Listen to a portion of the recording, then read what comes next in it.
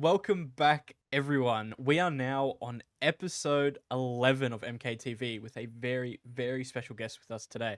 Now, you may know him from the Modern Warfare series, maybe Valorant, or even Smite many years ago. Jeff Leach, how are you going, mate? I'm doing very well, thank you. I was going to share this, Dan. I was going to get us shared out on TikTok. But yeah, I'm doing very well. Thank you for having me on. Let me share our live. I should probably do Yeah, that, right? To my followers as well. So what's the account name? it's just Dale MKTV. That's me. Okay, TV. Lovely. There you go. There you are. Let's see Ooh, if I can share the live, and maybe we can get a hey, few more folks over here as well. I really Boom, appreciate that. live. Share. There we go. Share. Yeah. How do I share it on TikTok? Look, this is immediately I'm showing myself to be the old man that I am. No, I I don't believe in you. understand. I believe in you. You've got this. I'll work it out in the background whilst we kick Oh, this off. There you Jeff. go. How about that? Yeah, I don't know if you know this guy, but Jeff Leach is currently viewing the live stream. I don't know if you know that person, but I have heard of him. I've heard of him. yeah. Absolute wanker. Unbelievable. Yeah. All right. Well, getting straight into it, I have to ask. You, Ghost. Ghost is such an iconic character, and you were kind of taking over because you had the original voice actor back in the 2009, I think was the first game, and then you took over in Modern Warfare and Warzone. How, Correct. mate? How was that experience, and how did you actually get the role? The experience of taking on the role, I mean, the audition process was like any other audition that I would have done. I have a voice actor a voice agent, who lines up various different auditions for me, and I'll record here. I have a little booth to the right, which you can't see, but I have a little private soundproof booth over here. I'll record my auditions and then send it back over to my agent. They'll send it off to the video game company or the developers or the company that's making the game, and hopefully they like the work that I do and they want to hire me. You don't know in advance what the projects are. Most of them are under project names, so I can't remember what this project was under, what project title it was under originally, but I had no idea it was Call of Duty. And prior to actually getting the role of Ghost, I'd never played any Call of Duty games or anything in the Oh, franchise. wow. So when I found out, I obviously was aware of Call of Duty, but when I found out I'd got the role, I still didn't really know what it was, just that I would be working with Infinity Ward. And then when I turned up to their studios, obviously I'd done a bit of research by that point and gone, oh, well, this has to be someone from Call of Duty, because it sounds like, the lines that I was recording were too militaristic to not be that project. And then they told me you're going to be playing Ghost, and I was over the moon, obviously.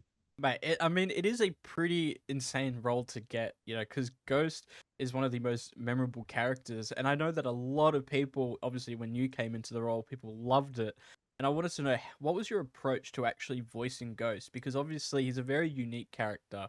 And was there Mm. was there any inspiration that you used, or did the studios give you any tips for how to do it, or? Not really. I mean, there's always a character breakdown on those auditions, so they'll say, oh, they want a British military. He's a lieutenant. He's very to the letter. A little bit of a lone wolf. A mysterious character. So I knew that I had to channel some of those more mysterious militaristic elements of myself. Bring out the inner warrior and make sure that he sound cool enough for people who play Call of Duty and enjoy the franchise to rally behind him as a voice for certain.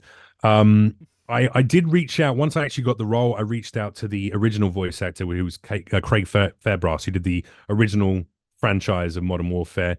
And just gave him his props and his respect, as you always should, I think, when you're taking over the role from someone else. Sent him a little bit of love, and he gave me some advice on how to navigate working with Activision. In fact, he hadn't worked with Infinity Ward. He worked directly with Activision, so he gave me some advice on how to navigate them, and gave me some support, and just said, wish you the best of luck, mate. It's going to be a great role. You'll enjoy yourself, and thanks very much for reaching out. So we had a nice little connect. In terms of actually creating the character, I didn't want to emulate what Craig had done, whilst we have a reasonably similar voice tonality. I think that the original Ghost voice and my Ghost voice were two very different things. I tried to channel. I'm sure you're probably not aware of this, but I've done quite a lot of charity work with a number of different groups. In fact, I'm wearing one of their T-shirts, the Veteran Social Club. But I work with a number of different veteran charities. And I also have a number of friends who are both serving in the military and veterans themselves in the UK, Australia, New Zealand, and of course in America. So for me, it was a chance to reach out to as many of those ladies and gents that I know, and really find out what their personal experiences were of being in the military, and fulfilling those roles in a very real way. Uh, Especially considering I was, that's my dog just going a little bit nuts. That's Riley. Riley. Um, Oh, Wow, her name's Nixie, but you know, for the oh, intents and purposes of this podcast, of course she's Riley. I'll get her in here in a second if she keeps barking. But yeah, so I really wanted to channel those elements of myself based on the understanding I had from these various people. I also reached out to a guy called Christian Craighead, who I don't know if you're aware of him. He actually had a skin in the Modern Warfare 2019 original Warzone.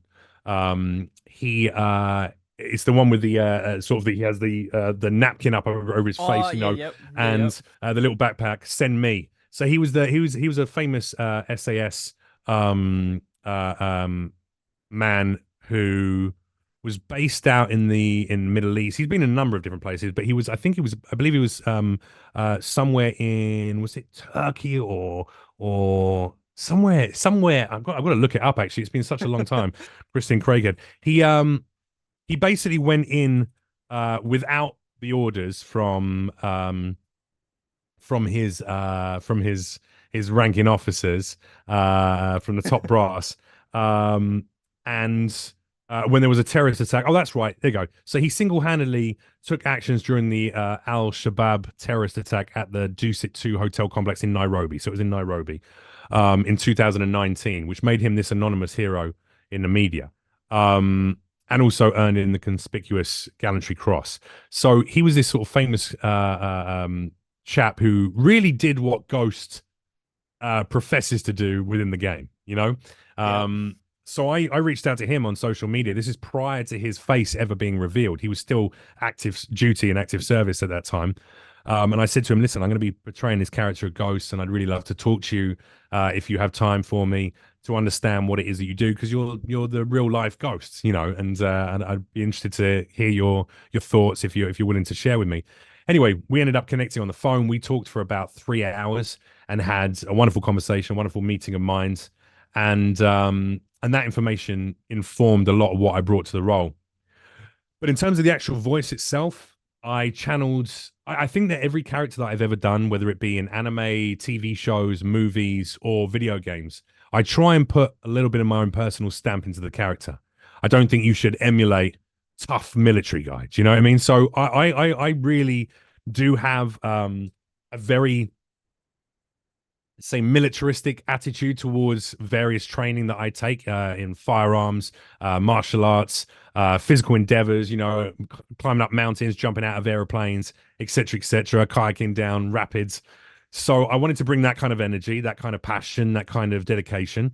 I also know that when I am in a high energy, high status crisis situation, that's when my brain functions at its highest level.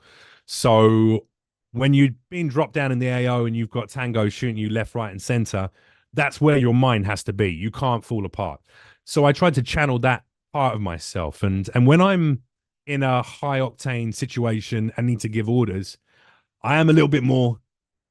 The Cockney comes out of me first of all, a little bit more. My dad is born and bred on the sound of the Bow Bells, and I did grow up in East London for the latter part of my childhood and my all throughout my 20s.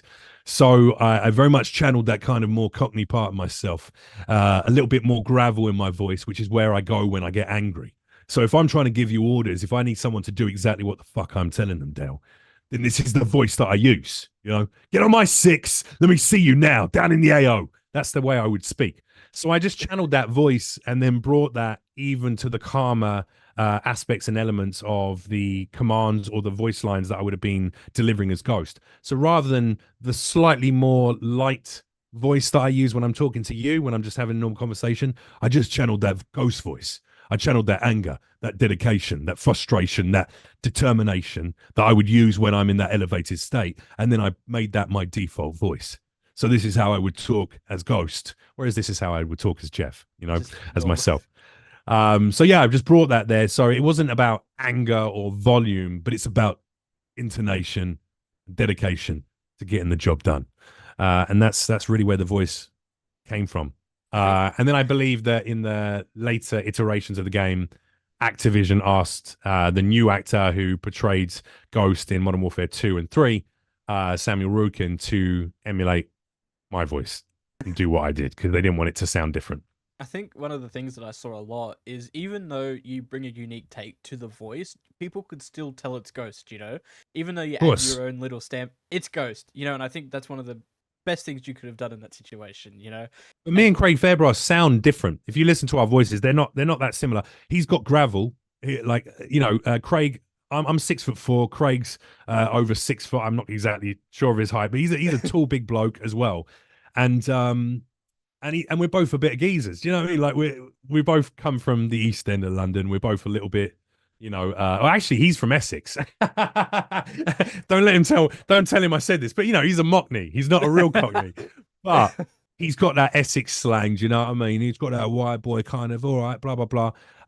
So I think there was some similarity, and I'm sure whoever was in charge of the casting during his casting and the casting director who cast me in the role, both of those people would have actively, kind of gone, right, well, there needs to be some synchronicity between how one sounds and how the new version sounds, So I'm sure they lent into that when they heard my rendition and went, okay, cool, yeah, he sounds enough like Craig that there's some similarity, but fresh and new enough that it's a different take on the character. what are some of your, with this voice, what are some of your Mm. favorite lines that you got to say during your time?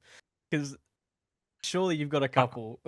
I mean, I got a couple of the shouts that I enjoyed, a couple of the the more shouted commands. I definitely like, I'll smash your fucking head in, you slag. I enjoy that one because it's I think I love a good swearsy. I do like enjoy dropping a little F-bomb every now and then. I think if it's good enough for John Cleese, and Sir Ian McKellen and Sir Patrick Stewart, then it's good enough for me. Every now and then you got to drop a little swearsy in the right place to make your point known. I also enjoy the absolute dedication to violence that comes with that line as well. Yeah. He's pulling no punches. He's letting you know that he's really going to take you out. And then in the actual the various shorts that were done in between each season that kind of progress the story of the Task Force 141. I really like the sarcastic, dry wit of Ghost in a couple of those. When Price is talking to him about, we've got, Price will be like, oh, Price, Ghost, there's something going down in the AO, blah, blah, blah, blah, blah. And I like the Ghost is like, tell me something I don't know. Do you know what I mean? He's very dismissive. Like, look, I'm already 5 steps ahead of you. When Yeah. Alex comes back with his prosthetic limb, and we thought at the end of that season that Alex was gone, at the end of the game, at the end of the main campaign, you thought that Alex had potentially been killed.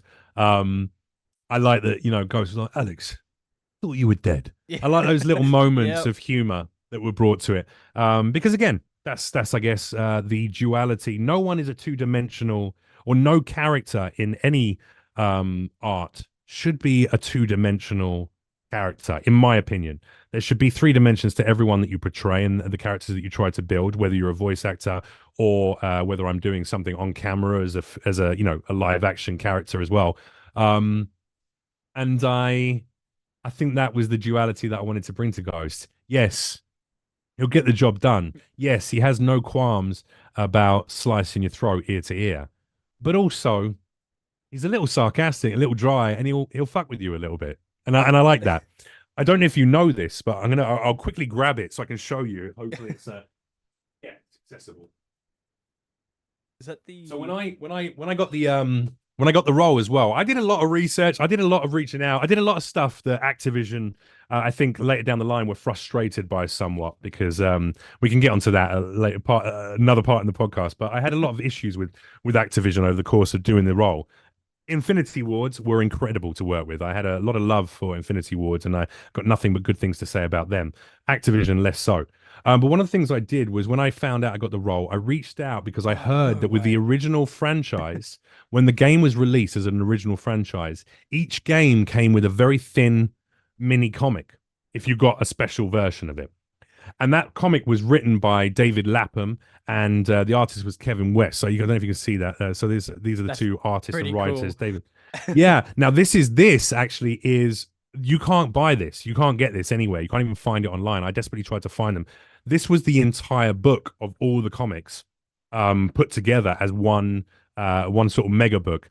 And David Lapham himself actually gave me this. He sent No this to way. me and he signed it to Ghost as well, and he sort of signed it on the front for me. But I reached out to him. I told him how much I enjoyed the art and the work, and he sent me a little note as well saying, "Jeff, hope you dig Ghost. Can't vouch for how good the book will be." So I sent along Lodger as well, which is one of his other comic book series, which you should absolutely check out. It's a fantastic series. And he said, "Well, that's prime Lapham's anyway. Best David." But he sent me this, which actually details the original lore Of and Ghost. story of Ghost, That's which sick. most people who play the game today don't even know. And he went through some pretty horrendous stuff, including a lot of abuse, a lot of assault at the hands of his father, who was a very abusive man. There's also some trigger warning for the viewers. There's also some essay in there. You know, there's a little bit of sexual assault themes as well. And he was also buried alive by a cartel. He's where he had to like dig his way out using the jawbone of I another man that was in the coffin with him. So this was what I based my character of Ghost on. I wanted it to be lore accurate. I wanted Ghost, just like Henry Cavill when it comes to the Warhammer series and the Witcher series. He's very much about lore accuracy. So am I. When I come to a role, I want to know who the character is and what he's been through. So there are moments in some of the lines that I got to deliver, and I wish I'd had an opportunity to continue doing that in Modern Warfare 2 and 3, which I obviously didn't. But I wanted you to understand that Ghost wasn't just, I'm not just a tough guy, blah, blah, blah. You know what I mean? I'm not just like a posturing idiot. Ghost is a very damaged individual who really, I think his whole military career stems from the fact that he couldn't save his brother who died from an overdose and his family who were murdered in front of him, his own mother who was physically abused, and also his child self who was put through the ringer by a very dark and very twisted father. That's why he became, I believe, this character. Not only did he not want to represent himself because he didn't feel comfortable with his own identity, because that identity was tied to so much trauma, but beyond that, he also wants to save people who can't save themselves. Do you know what I mean? Like, and yeah. and that is something that I directly relate to in a multitude of different ways. Having myself navigated some of the things we just talked about, or I've just expressed there. Some of the experiences, shared experiences with Ghost. Fortunately, not the same, and I'm not claiming to have experienced some of the continual abuse and the dark experiences that the character of Ghost has gone through. But there was enough empathy there for me to go, I know who that is. I know self-loathing. I know fear of your own identity. I know a broken part of you that can be quick to anger and quick to want to defend those who are defenseless. And there's a good reason why I involve myself so much in veteran-based charities, because I understand a lot of the traumas that they've navigated, and I respect any serviceman or woman who goes through those experiences and finds mental health and self-care and clarity for themselves in the wake of deep trauma, PTSD, TBIs, traumatic brain injuries. And also another part of me just wants to save those who can't save themselves. And that's why I do a lot of work with kids charities as well, because, if you, there's nothing worse than being a child who is experiencing potential violence or physical abuse or sexual abuse because they can't stop it happening, because they're too scared, too weak, and they're not mentally capable of navigating what they're experiencing, or even processing it a lot of the time. So for me, looking after kids who are at risk is important, and looking after servicemen and women who quite frequently get forgotten by the very organizations they put their lives on the line for their for years, if not decades. Those are two very important things and close and near and dear to my heart. Sounds like from everything you just said, you put a lot of effort into the role. You did your research and paid I off in certainly the end. tried. Yeah. Paid And then I off. involve myself in the community, which is the next most important thing, I think, for anyone who's portraying a video game character. I don't know. I don't. I don't do roles in video games or anime shows or animated films and TV shows for the money because I don't know if you're aware of this. Voiceover work is not very well paid. It's notoriously poorly paid, especially considering the multi-millions or even billions of dollars that are generated in revenue by these particular games, these particular titles. And Activision being one of the most successful in that realm financially, but also one of the ones that does really leave a lot of their actors by the wayside once they make their hundreds of millions of dollars off the back of their work and the work of so many of their talented, team behind the scenes who are creating the characters, creating the levels, creating the storylines, writing the scripts, developing the digital world that we inhabit and feel so drawn to and so tied to in a realistic manner. And I think I think I'm a union man, and I think we should all get paid a little bit more, and there should be some residual payments. And I think that when a game makes hundreds of millions of dollars, it'd be nice to see the development teams, including some of the voice actors, receive a little bit more recognition. And it wouldn't really take anything out of their own pockets to do so. So yeah, I try and go full in, and part of that was streaming the game. I played the game. I was a complete noob, an absolute bot when I started. Got my ass handed to me over and over again.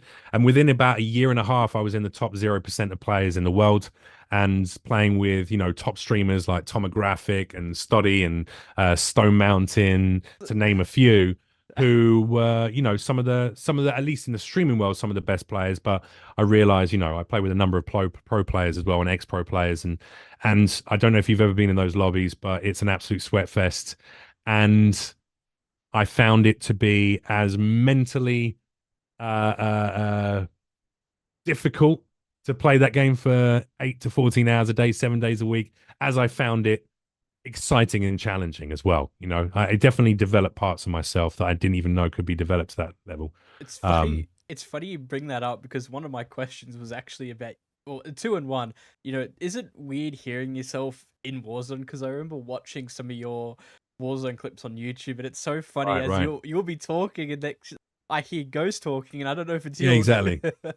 Is it cool to? Exactly. Yeah, yeah. Is that a cool? Dropping in the AO and I'll be like, come on, guys, over me. Exactly. Well, I get into it. I after a period of time, as you know, like the commands, the shouts, they become almost like background noise. I'm not listening to that. I'm listening to footsteps. I'm listening to gunshots and directional fire. I'm listening to my teammates. Comms are the most important thing. If you really want to thrive and succeed in competitive gaming and especially first person shooters, you're only as good as the comms you have with your team.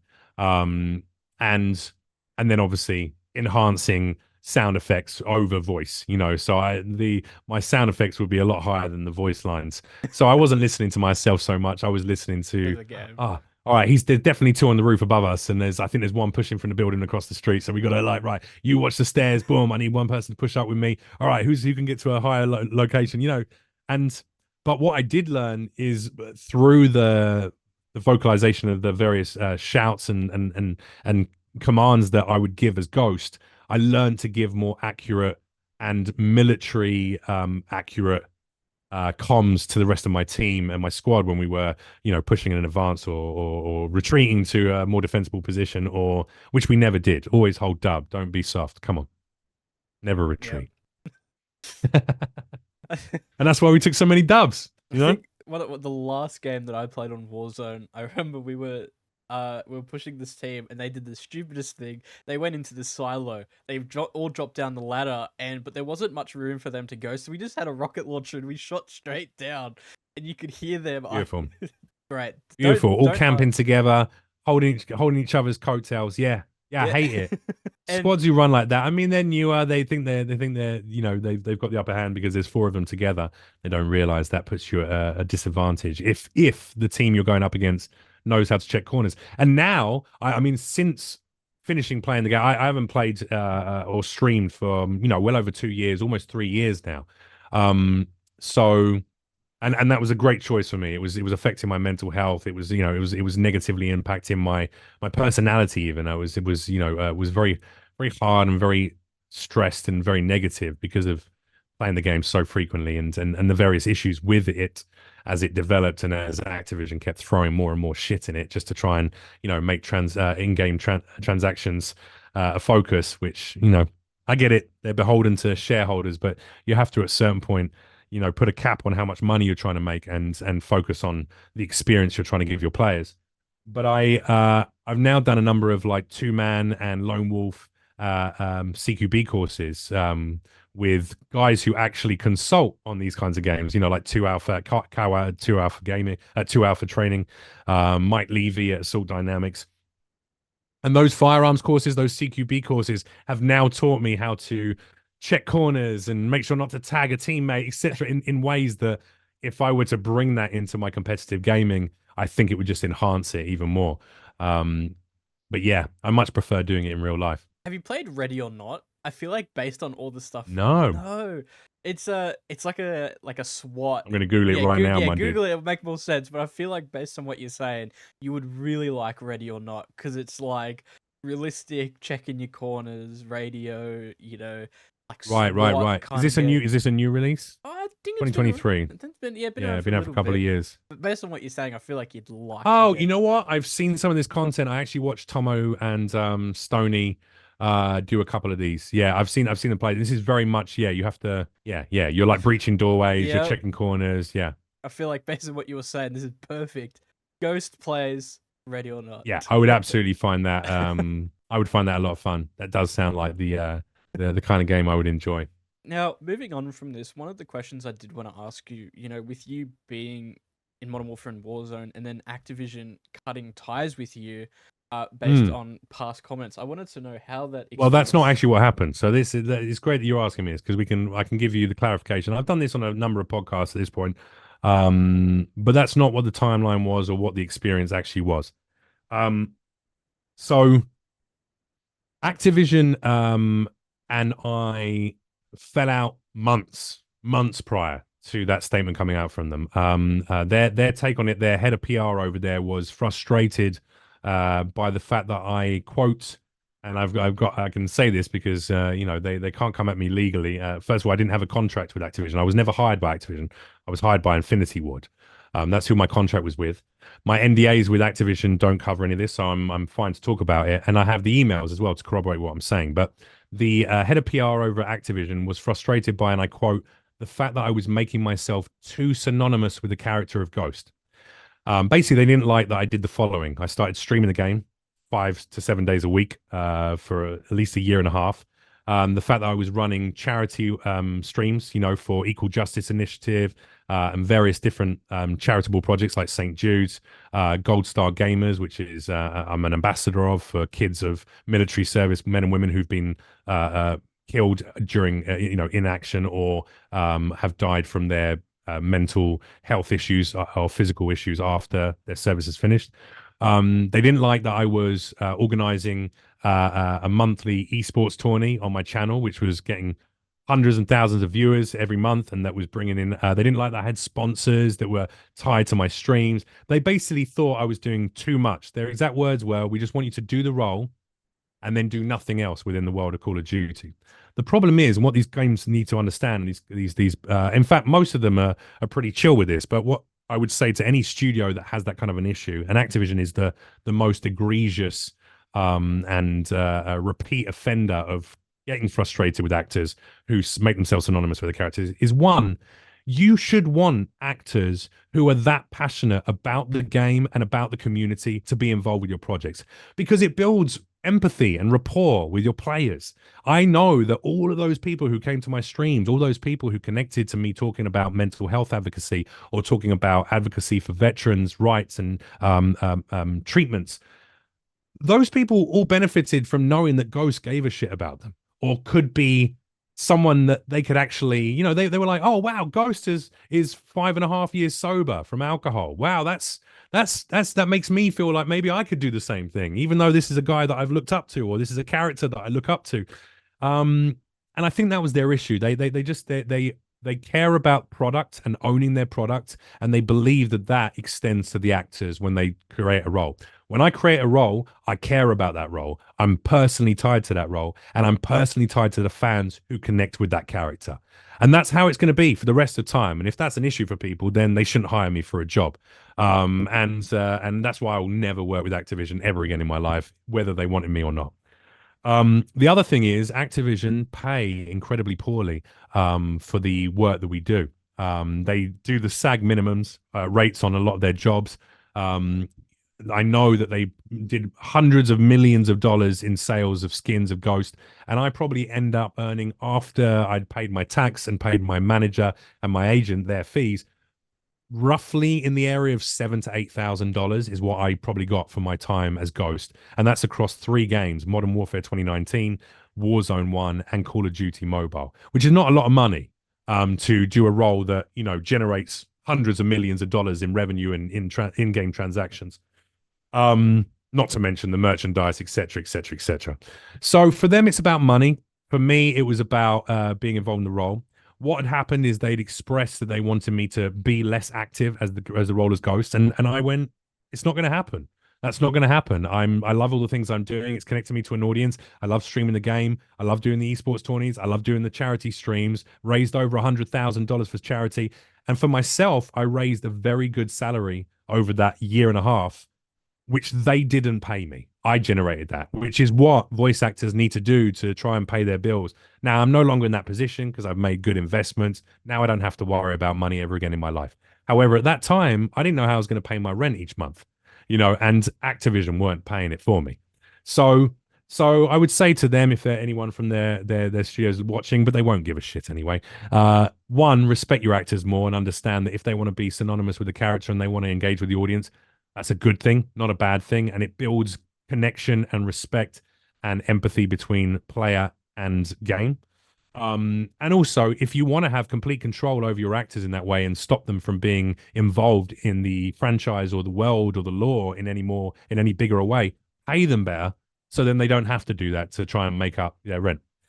Activision and I had we'd had that email back and forth, and they had severed ties. And by severing ties, they basically said, "Look, for the next game, we're going to go with a different actor because we feel like you become too synonymous with the character Ghost." And that was months before all that drama happened. The drama that came was relating to, and I'm not even going to say his name because I don't want to elevate him. I know he doesn't stream anymore because he got found out for cheating in the game for years and also for scamming people. But there was a streamer who had trolled me for a number of months on my channel.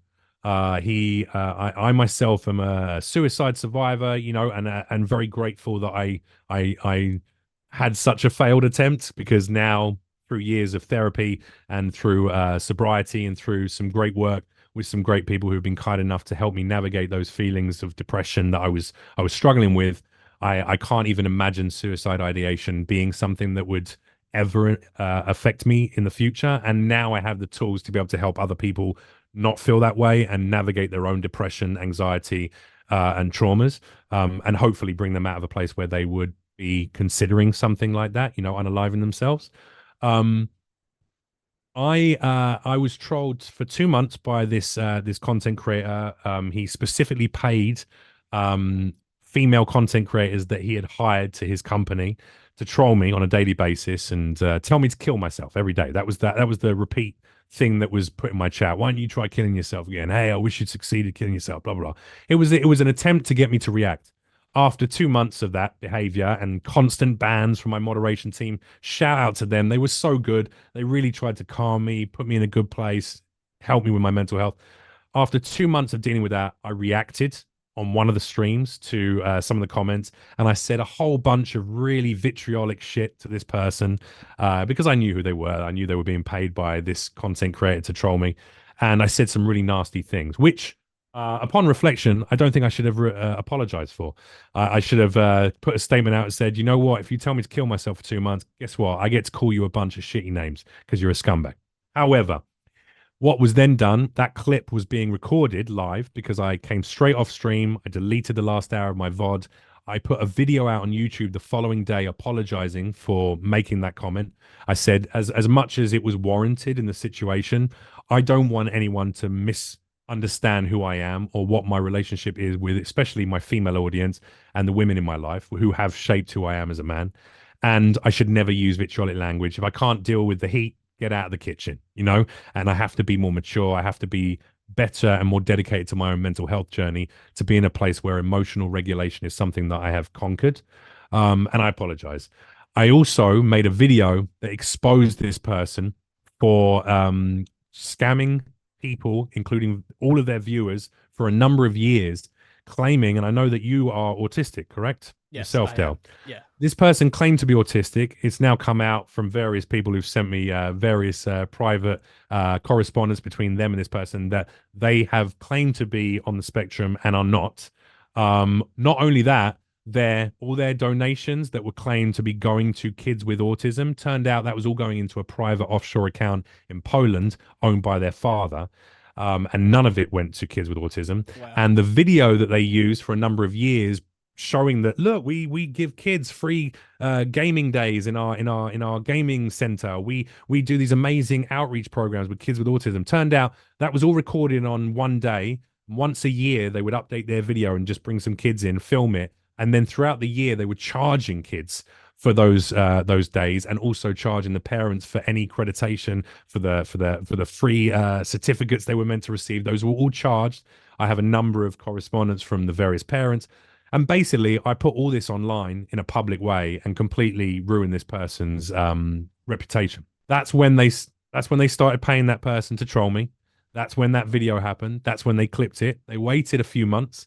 Then they paid some money to a blogging site called Muckruck to pay a bunch of bloggers to write a pre-written damning article about Jeff Leach is a misogynist and hates women. Look at him saying all this nasty stuff to this woman in his chat without any of the context, although they left enough of the video there to show that she had obviously been trolling me before, so they made a little mistake there. And then they paid about £5,000 to a UK PR consultant to populate this with blogging sites, etc. And they reached out to Activision, who at the time, we found out 3 months later, but at the time were lying to their shareholders about a number of federal court cases that Activision was facing about rampant misogyny and sexism within the workplace. And all of this was being hidden by Activision at the time. 3 months later, that all came out, but they decided, great, here's an opportunity for us to look good in the press. We're going to sell out this actor who we're not working with anyway, because we already had a conversation 3 or 4 months earlier about going in a different direction. So I was never fired. They just said, we're not going to hire you for the next game. We're going to go in with someone else. And then put out a statement to make themselves appear like they gave a fuck about anyone or any women who work at their company, because they knew they had all this bad press about to come their way. And then a few months later, it came out that they were facing federal court cases, and that, you know, that they were being accused of alleged misogyny and sexism in their workplace. And then another few months after that, it came out that this particular streamer who had tried to damage my career and did have a modicum of success for a little while in doing so, it came out that he was lying, cheating in the game, lying about being autistic, lying about raising funds for kids with autism. And so everyone who was, you know, a piece of shit in that situation, it came out about. But it didn't do me any favors, because, you know, a number of places like IGN and Dexerto picked up on the story off the back of Activision's statement and ran stories on it themselves. And I spent about $30,000 issuing cease and desist to all of them and having my lawyers reach out to them. And most of them took their stories down once provided with all the facts, the emails, the correspondence, and the video evidence that I had. So it sucked, but it was something that I had to go through to learn, hey, if you're angry, bad people coming from you, you know what? Turn off the stream and go and scream into a pillow. Don't do it on the internet. I don't know. With AI, it happens every time I stream. This stream is currently being labeled as AI currently. Oh, really? Yeah, every time I stream, it's labeled, this is AI generated content. Apparently, we're not real. That's crazy. Moving It's because on. we're too handsome, Dale. That's what it is. Yeah, it's seen too. That's exactly it. There's Exactly. no way these hotties are talking to each other. Not possible. Exactly. One of the questions I did want to ask you, you know, with you being in the gaming scene for over a decade, back on your earliest credited role of Smite, I'd love to know how Well, actually, Smite launched over a decade ago. That is not my earliest role. I was involved in Smite at a later point when I played Achilles Dark Knight, but it was quite a few years into Smite existing. So you know how they Smite is one of the games that consistently updates with new voices and new characters all the time. Just as if I was credited, for instance, with a Fortnite role, which I haven't done a Fortnite role, but if I had, it would show the start date of Fortnite's launch rather than the year that I portrayed a role for it. Ah, but Yeah, so it's just something that goes. But yeah, yeah, I yeah. have my first game role was actually doing crowd work. Crowd, we call it Walla in the business, WALLA. And I was doing crowd Walla and various characters for the Order 1886. That was the first video Oh game role wow. I had, and then the second was Total War Warhammer 1, which was awesome. How do you think the gaming scene has changed from when you started to now, with the years that you've worked in the industry? I think as an actor, we're afforded opportunities to inhabit our roles in a much more deep and personal manner. I like that. I think there's been a shift from cheesy voices, crazy voices. That still exists a little bit, especially in the world of anime. But I think that naturalistic performances are now what an audience is really looking for. We want to be immersed fully in a game. And I say that as a gamer, not as a voice actor. I want to be immersed. I want to know that I am the character I'm playing. I want to feel like I'm in their skin and I'm experiencing the world around me. And if you have an enemy walking out like, "Oh, I'm going to kill you," that's not going to put you in the right place. Whereas if it feels real, if there's intention and like some sort of venom in their voice, and you really feel that person's coming for you, it's scarier. It's more engaging. It's more exciting to play that. So I think there's been a shift for voice acting as a profession towards more naturalistic and reality based reads, which I love. I think that as a an on screen performer as well, I love that more and more studios are trying to build motion capture studios or have performers exist in a motion capture space when they portray a role because I really get to act then. I really get to be in the scene. And there is something different to that than sitting in a booth recording your lines and then hoping that the guy or the girl that you're playing opposite in another booth is really reading or hearing what you're doing. There's subtle nuances that we are afforded now, which we weren't previously. Do you have any funny audition stories from anything you've applied to? I talk about funny audition stories. I tell you something recently that I did. So we've just completed. In fact, it's just launched on Hulu. I play a character called Yelki the Swifting in Ishura, which is a Japanese anime dubbed in English. Season 2 just went up on Hulu, and in that season 2, the director who worked with me, we were having so much fun. I do that character. That's my main character, and I do a bunch of ancillary characters as well. So a few smaller name characters, and then also a bunch of background characters. And I had to play some wyverns who were having some fights with some soldiers. And in one of the death sounds that I had to create, I had to do the sound of a head being chopped off and then Oh, gargling blood. And we decided to make the sound Hoktua. So oh, I Jesus. so if you listen very carefully to season 2 of Ishura on Hulu, at some point you're going to hear a soldier dying with the sound effect. So it was a full Hoktua moment. And I thought that's lovely because no one else was ever going to know that or hear it. But me and the director were like, that's going to be hilarious Pretty when we funny to see it, hear. You were saying before that you are a bit of a gamer, and I wanted to know what games do you Not a play? bit. I'm a hardcore gamer, Hardcore bro. I've gamer, been that's it. Yeah, all the consoles, PC. I've been doing it from day dot. MS DOS, man. Oh Back well, when, not back showing when, your yeah, age at all. Not original. Well, I'm 40 years of age, man. I've been playing video games as long as they've existed, really. And the earliest stuff I played was those one game Nintendo on off, no save options. We're not talking wow. Game Boys. We're talking like literally Donkey Kong Barrel Toss little games that I used to play when I The was, I don't know, NES. 5 years old. Yeah, pre Wow. NES. We're talking pre NES, Oh, dude. Atari. They I were don't no, know. no, no, no, pre-console. So they used to Oh, be they were super thin. They'd be literally about the size of uh the game would be something like that, right? And it oh, wouldn't be yep. that thick. It'd be a little thinner than that.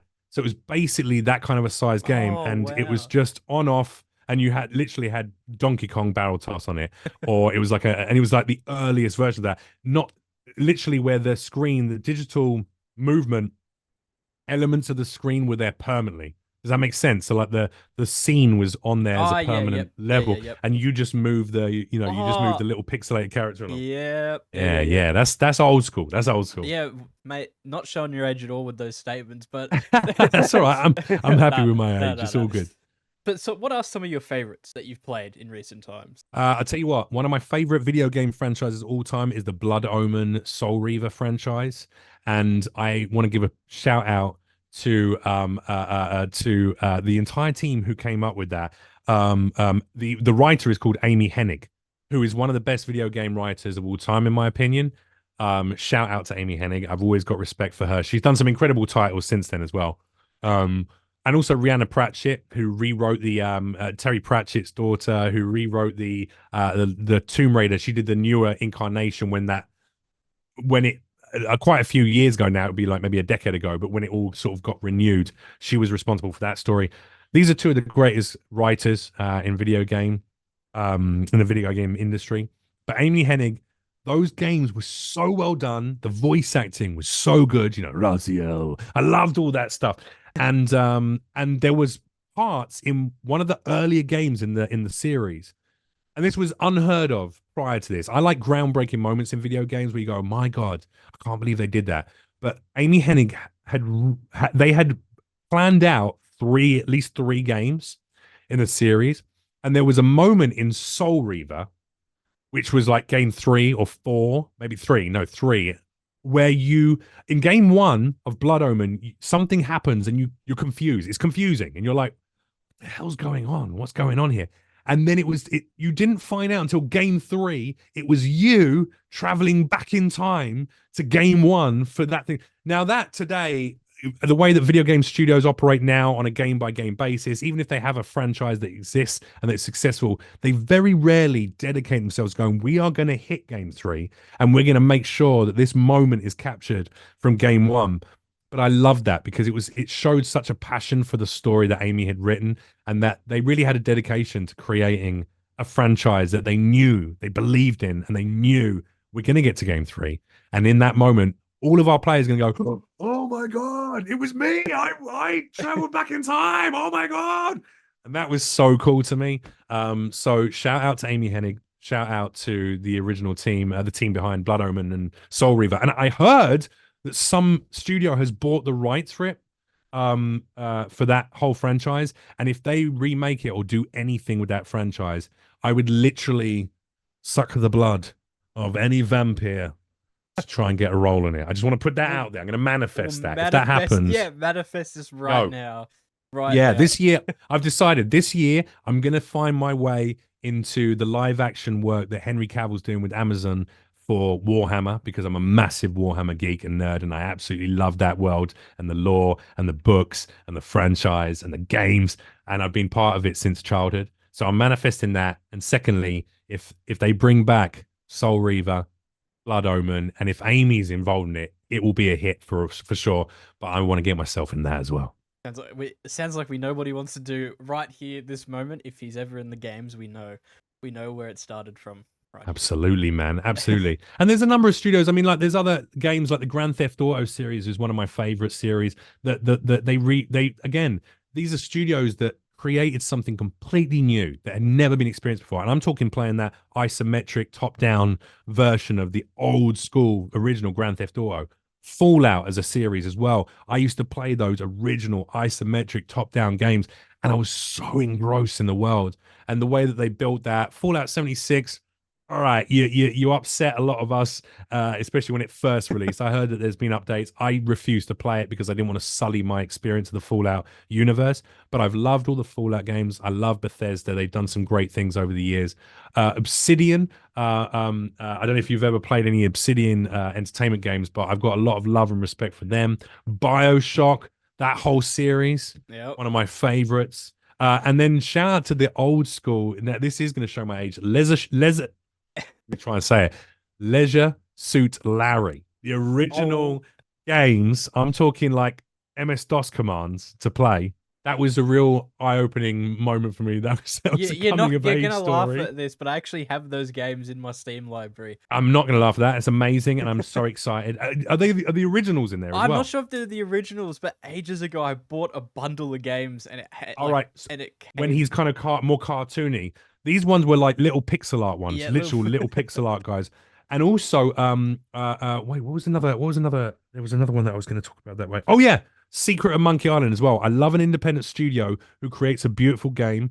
For instance, right now I'm in love with Big Mode Games. I love Video Game Donkey anyway as a content creator. He's a really sweet guy. He's very funny, and I love his dedication to the and research. He's so passionate about games, you can tell. But their first release, Animal Well, again, if you haven't played it, you've got to give it a go. Side scrolling, puzzle games. It's beautiful. And it's one developer. And I love those types of games. Monument Valley is another game that was created by such a small team. I was fortunate enough to write the scripts for the BAFTA Video Game Awards for a few years. And I got to meet the creator of that. One guy originally. Now it's grown. Now they've done Monument Valley 2. They're going to be doing a movie or a TV show based on it. So there's a lot of things coming from that. But that's what I'm passionate about. And I'll reveal this to you. And you're the first person I've told this, actually. I'm currently co creating a little JRPG pixel art video Oh, game with a dear friend of exciting! mine, Michael Strato. And the two of us are creating a video game that I hope will have a release in 2 years' time. We're aiming for an end of 2027 release. But yeah, we've got our major funding on board. We've already started developing characters. We're about two-thirds of the through the story writing element of it, and I'm really excited because JRPGs are my jam. I'm replaying Dragon Quest 3 at the moment on the Switch, and yeah, I love those little indie games. I think they're beautiful. Indie games are amazing. Now, moving on from all of this, I know that you've done quite a few interviews, including one with Lady Gaga many years ago, and Correct. Yeah, she was lovely. She was very you charming. gave her a gift and everything. I And did. I gave her some stand up with a little picture of me as an unicorn on it, which I thought she liked, and I gave her a metal rose as well, a rose made from metal, and she enjoyed it. now, out of all the interviews that you've done, what was your most memorable that you had? Or Hugh even Jackman. wait, you I don't interviewed even Hugh need to think Jackman? about it. What? Yeah, I interviewed Hugh Jackman. I interviewed the cast of Spider-Man Homecoming as well, Tom Holland and Zendaya, and the rest of the youngsters who were in that first Homecoming movie. Youngsters, I mean, they're in their early 20s, they're grown adults, but portraying youngsters, portraying teens. Um, Hugh Jackman, I think, is one of the sweetest men. I'm very good friends with a guy who interviews for Reuters actually on the red carpet, who Hugh Jackman used to teach him at school PE, Oh, that's pretty and cool. yeah, and my buddy Rollo talks quite frequently about how much of a sweet guy he was when he was a young kid. He was a great teacher, and you can see that in him. I think Hugh Jackman is someone who I would absolutely love to work with in the future. I interviewed him on the red carpet for Logan, the Logan premiere, and we had a little flirt, a little man flirt together. He was bigging up my outfit. I told him I'll be Wolverine one day. He was like, "I think you could do it. Yeah, you got the height, you got the strength, you got the claws." Although technically my height should count against me because if we're going lore accurate, he was a short man. But yeah, Hugh Jackman, really sweet guy, came off incredibly genuine. And actually, that Lady Gaga interview was interesting because everyone that day who had interviewed her had a very limited window. They had a 20-minute window. That was it. Get your camera set up. So the cameras had to be set up in the first couple of minutes. And then it was 20 minutes from the moment you walked in the room until the moment you were told to get out. I did a lot of research for that interview. I spent a lot of time listening to the album, looking at her back catalog, finding out about her life, her upbringing in a secular religious school, and etc. etc. And I talked about the religious iconography throughout the album, and I had some really well crafted questions, and you could tell that the other interviewers hadn't done their research prior to me because when we got to the end of our 20 minutes, one of her team, she was literally responding to a question, and I was about to ask another one, and one of her team cut me off and went, these people, these celebrities, are always surrounded by a bunch of yes men and people who are there to make themselves feel important, and some of them are quite rude. One of her team was like, sorry, that's it. You've had enough questions. We have to wrap this up." And Lady Gaga turned around and went, "Hang on a second. These are the best questions I've been asked all day. He can ask as many questions as he likes." and he can stay here as long as he likes. So she gave us an extra like 30 minutes of time. So I ended up being in the room for about an hour, which was, three times the amount of time we were meant to be given.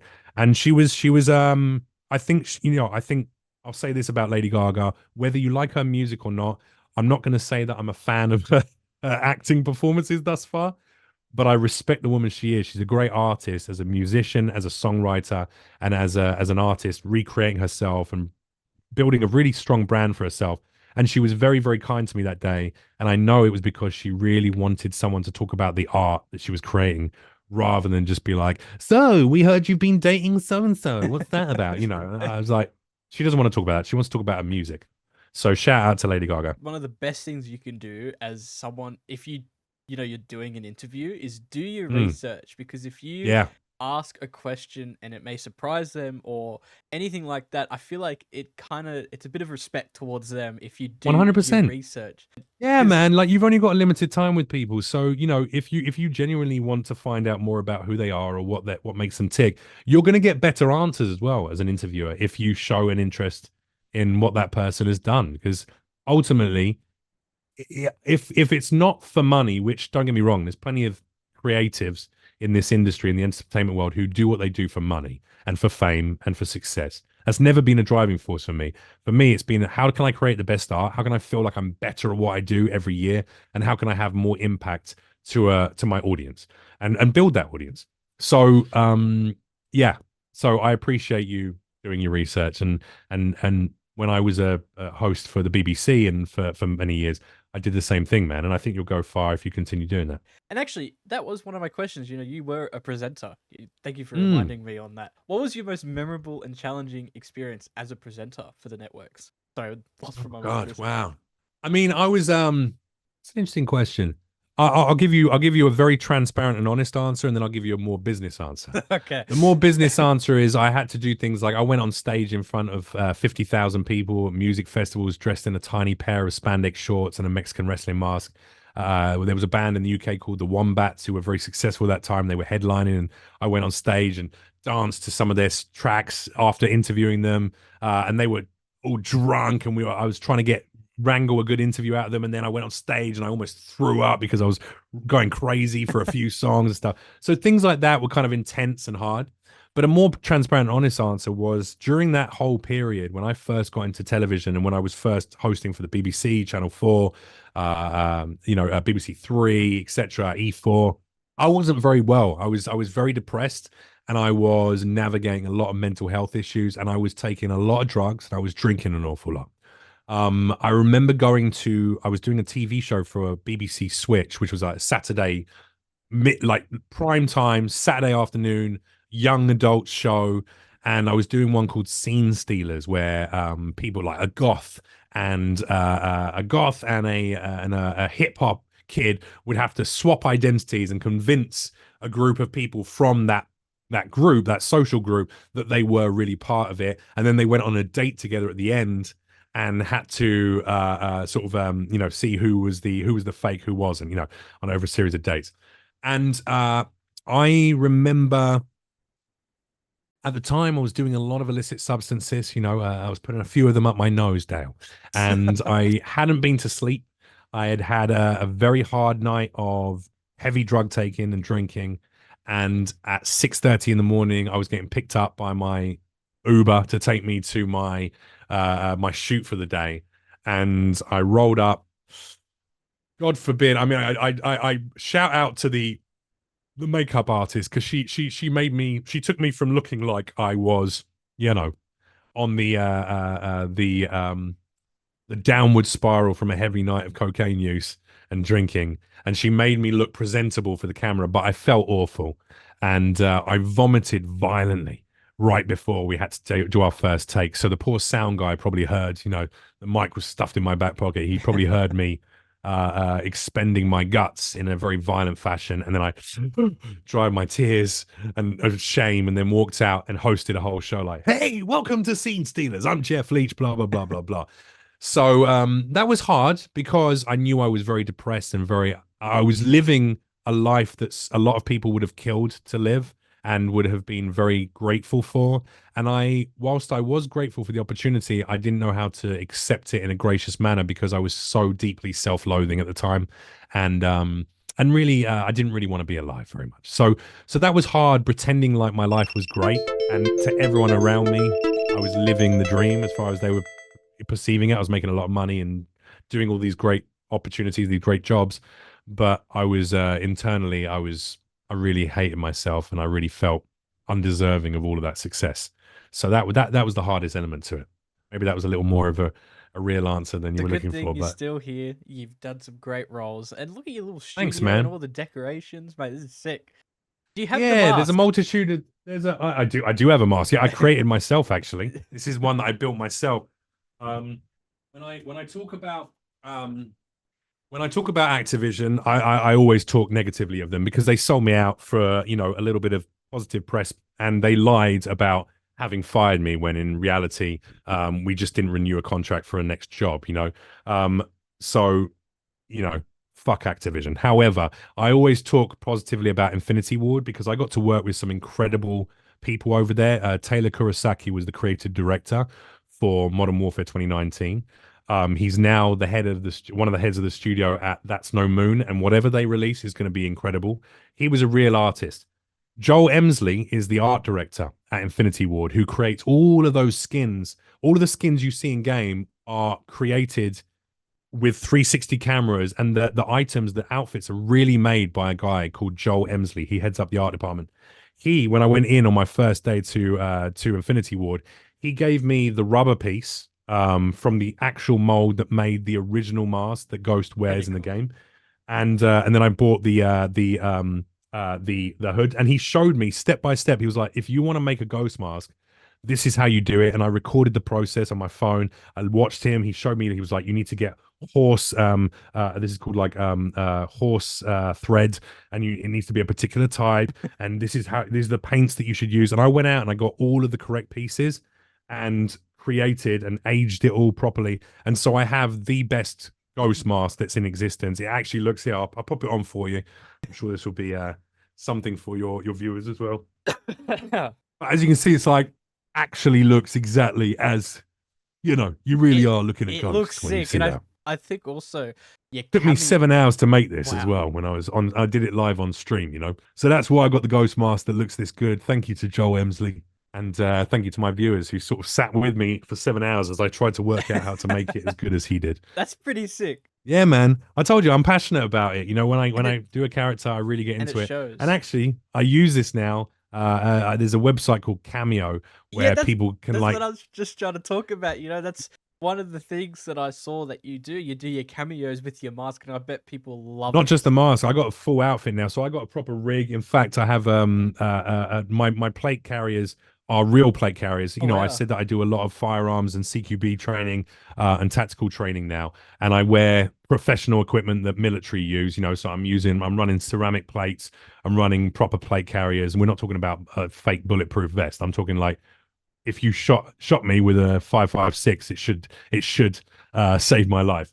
I have the full tactical gear, and I actually went out and bought. Shout out to 511 and AR 500 and the various companies that have provided me with that kit. But yeah, I put together a full Ghost cosplay that actually would work down in the AO if I was shot at by a real insurgent. Which is sick. And do you ever get like any funny requests on Cameo, like people just getting you to roast the crap out of someone, or All the time. yep, Yeah. The most common ones are either I get a lot of nice ones. A lot of people just want me to give uplifting messages to someone who's struggling, or some nice messages for a birthday celebration, or someone's coming home from deployment. Can you shout them out? Or they're going on deployment, give them some good words of support and let them know we want them to return safely. But I get a lot of roast requests as well. Can you roast my teammates, my squad mates as Ghost? Here's all their usernames. And also, I got like a couple of proposals, people who wanted me to be on video at their wedding, letting them know, or a proposal event, and so when someone's about to get engaged, those are lovely to do. I've also had a number of sexy fanfic ones as well. If you didn't know, jeez. there's a lot of Ghost soap fanfic out there. Ah, There's a lot of Jesus. guys who want to see the boys get down and dirty at the Task Force 141 HQ. So Jeez. as much as I won't do like very overtly sexual stuff, I'll definitely have a little flirt with someone if they want as Ghost. And a lot of people seem to like Ghost, you know, letting them know that he's going to be waiting for them when they come home at Christmas. Jesus, people and their fan fictions. Oh Jesus. Hey, listen, I'm not going to yuck anyone's yum. If that's what, if a bloke in a skull mask is what does it for you, whether you're a man, a woman, or any other gender, I'm down to fulfill that request as long as you don't want me to say something that's going to get me. I'm not gonna say anything too egregious. You know what I mean? I have a level of self-respect. One of the things I wanted to, I was meant to ask this before, but I just completely forgot something that I was actually watching over the last few days. Your role as Jack the Ripper in Record of Ragnarok, and I actually was watching On Netflix, yeah. I was watching a little bit of it just to get the hang of it, and I actually got hooked. It's actually pretty good. Nice. I'm But glad to hear that, man. one of the things I wanted to ask you, with a character like Jack the Ripper, what was your Mm. approach to doing the role? Because obviously you said, was it you lived in London or you were born in London? Yeah, And I'm born and bred in London. Yeah, so yeah. what was your approach to the role, and how does it feel taking on a complex character like Jack the Ripper? I mean, it was awesome. Jack the Ripper is one of my favorite roles I've ever done, actually, because he's again, again, this is how deep I go. I already know the lore. I went to Japan earlier last year, and I bought all the original manga for Record of Ragnarok because there's like 7 or 8 books, and actually, there's a spin-off for the Jack the Ripper character where him and his Valkyrie Flock go on like almost like detective Sherlock Holmes and Watson kind of detective stories together. So I hope maybe one day let's put that into the world as well, into the universe. Hopefully, maybe they'll do the spin-off of Jack the Ripper and Clark going off and having their adventures together, and they'll ask me to reprise the role. But he's not even actually Jack the Ripper. He kills Jack the Ripper in the lore. That character kills Jack the Ripper and takes on his mantle to then Ah, kill murderers. So he's a bit of a Dexter type character. He's definitely a bit damaged. He's definitely murdered a bunch of people, yep. but everyone that he murders is kind of deserving of being murdered because they're either serial killers themselves or abusers, serial abusers, or things like that. And so first of all, I love taking on a role with a moral and ethical code that I am, as much as I would never encourage anyone to be a vigilante, don't go out and hurt people. If someone's broken the law, is hurting other people, go to the police, get it dealt with in a legal manner. Don't put yourself at risk or anyone else at risk. It's not okay to murder people. I want to say that. However, hey, listen, justice for people who have either physically harmed or continue to murder other people. Yeah, I like seeing justice served. And so it was fun to take on that role because I knew all about this. I learned all about the character's lore prior to doing the actual performance. And also, he's broken. I like playing intricate, three-dimensional, deep, broken characters who are not just one thing. Jack the Ripper. Oh yeah, he's a murderer. No, he's not. He's also, even in Record of Ragnarok, he's very much there to save humanity. He's a damaged child who's experienced like vast abuse as well and rejection. So that's who that character is. He's not just a man who's going head to head in battle with Hercules to save humanity from the gods at the Ragnarok. He's also a damaged child. He's also got his own backstory. He's also someone who has a deeper reason for why he does what he does. And as you would find out in the manga, and hopefully if they ever make it into a TV show, he's also not even Jack the Ripper himself anyway. He's taken on that mantle to serve justice. Mate, we're now on to the last question. Thank you for answering all these questions. My pleasure. With you having 2 podcast series that you've Mm. hosted, I'd love to know how you find the time. Well, it's actually 2 in 1. Have you enjoyed hosting your 2 series? And second, how do you find the time to manage your podcast and your acting work and your stand-up comedy? Like, how do you balance the time between all that? So I think today, actually, I've done 3 separate series as podcasts. I did the Savage Snowflake podcast. Most of those are available on YouTube and on SoundCloud as well and on Spotify. I did a series called Comic Cougar Convo, which I did for a shorter period of time. And then I currently have a weekly podcast with my friend Jenny Zagrina called Show Me Your Feed, where we look at famous actors and comedians, social media feeds, and what they're given through the algorithm. We sort of joke about those videos and assess what the algorithm is telling us about them. I think that as I've navigated those three different projects, the original ones, I was still trying to work out who I was, and some of that content I'm proud of. Some of it, I would look back on and probably go, yes, I had some deep and real conversations, but I don't know if I could have been a level more transparent, which I am now capable of. The second one was very much about like making clip worthy content, and I don't think that's why I ended that one and finished it, because I didn't feel like the other person involved or the content itself was really doing much for the world. And this latest one I really love because I'm doing it with one of my best friends. And my advice and my take on podcasting is it should be something that really speaks to you. You should create content that really speaks to you, because that will read to your audience and your community. And that's why I'm so happy I'm creating with Jenny Zagrino now. I think she's one of the most talented comedians out there in the world. She's a brilliant writer. We write a number of scripts together. And we're pitching various TV shows at the moment. And I'm proud to create content with her. But what's more is the questions we ask and the things we're really trying to decipher about social media use, AI, content and algorithms, and how that affects us and how we affect it. I think is something I'm deeply interested in, especially in today's age. So yeah, that's what I would say is find the concepts and the ideas that you're interested in sharing with a larger audience, and be very as transparent and as real in the way that you approach it, and also create with people you love.